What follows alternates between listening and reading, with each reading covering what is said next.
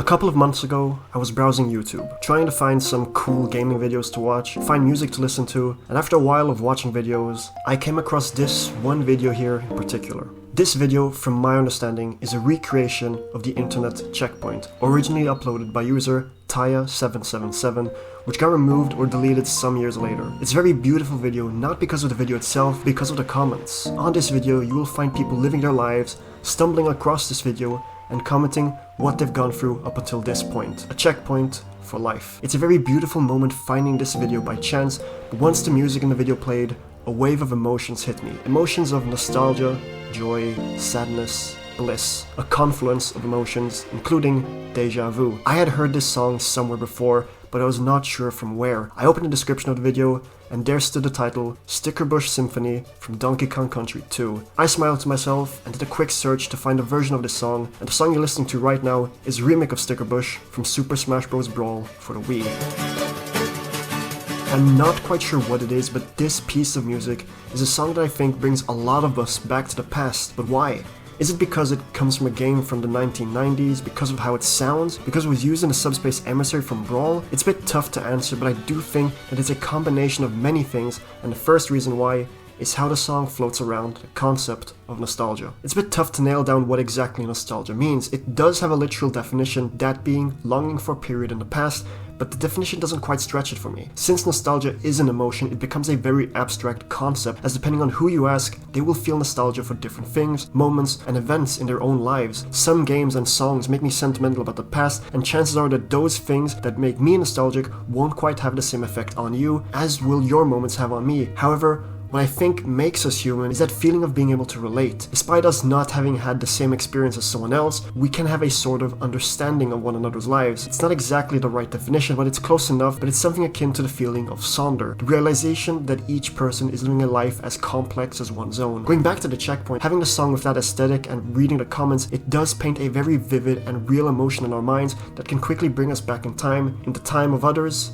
and our own. But with Stickerbush Symphony, it's still a lot more complex, not only because there are two different versions of the song that coincide with three very different eras, but because both songs just seemingly have this aura around them that brings you back. So how can a song like this evoke nostalgia? Well, I think the best way I can start talking about it is by talking about my first experience with Stickerbush Symphony, as that was on a Wii game called Super Smash Bros. Brawl.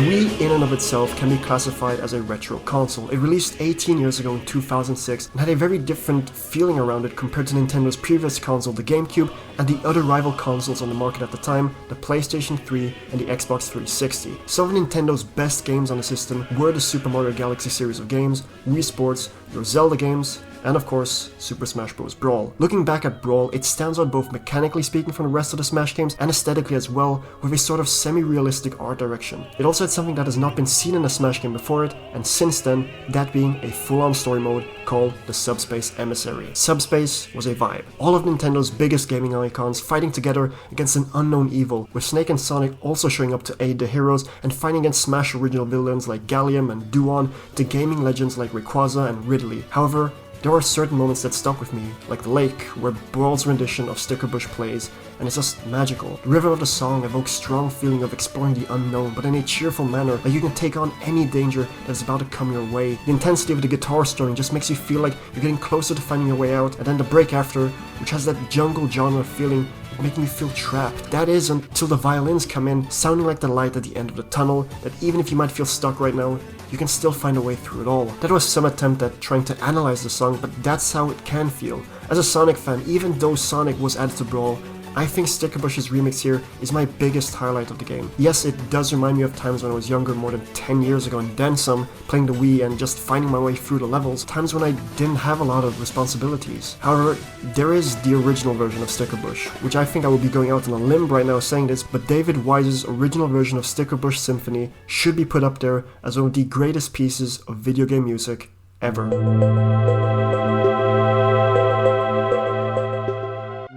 A few months ago, I finished Donkey Kong Country 2, and I was having a great time with its new gimmicks and incredible art style that still holds up today. It had great platforming challenges that made me die repeatedly, with boss fights that were really fun. Then, after many levels, I finally reached the level Bramble Blast, and and I was transported to a place that I can't even begin to describe. Reading through comments on videos of this song, people around the world feel that same emotion that I felt when playing Brawl, that the song reminds them of simpler times. Apparently this song was almost cut since it was originally meant to be used for water levels, but there weren't any true aquatic levels in Donkey Kong Country 2, meaning that the level was repurposed to these cloud levels, and it just fits even better. The pad that is always rising, the light piano that sets up the main melody, until the horns, I think, comes in. It just makes you feel like you are rising with the song as it builds up. With its higher tone, transports you above these clouds.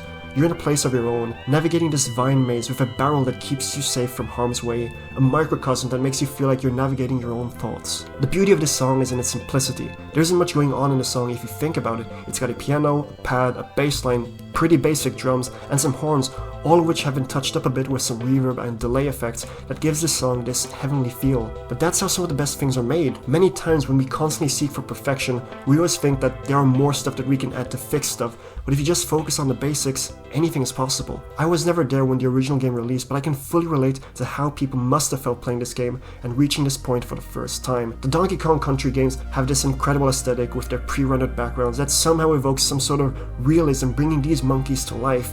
But like the song, these simple clouds and vines in the background, along with a song so beautifully made, it really does make you stop for a moment to take in your surroundings and take note of where you are at this very moment, or where you were way back then. And that's what made the internet checkpoint come together, an aesthetic image that almost feels liminal in its design. It's hard to exactly nail down why the checkpoint became as popular as it is, as the stories people told there were at times hard to read and could also be beautiful, but with these stories and background paired together, there is one element that connects them all together: the song. But even if there was no background or stories, I think from what I've tried to analyze about the song thus far, that no matter who or where you are in life, this song is composed in such a way that it will remind you of a time long gone.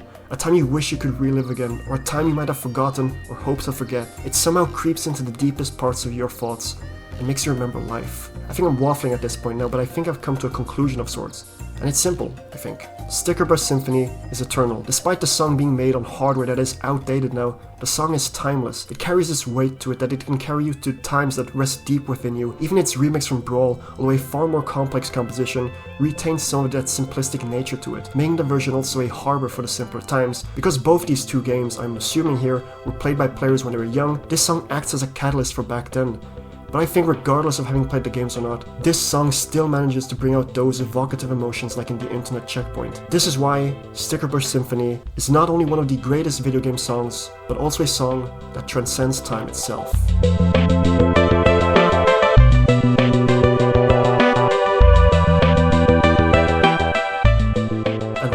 Welcome to the end of the video. Thank you so much for watching all the way to the end of the video. It really means a lot. A like, dislike, comment, and subscribe all mean a lot and greatly help the channel out. But man, I feel really sentimental right now. This song is just really special, and I hope that you also feel this way about the song. But if not, what other songs from games make you feel this way? Because I'd love to know down below in the comments. So I think I'll end it here. Thanks again for watching, and I hope to see you in the next one. Have a good rest of your day, night, and week. And with that, Storm out.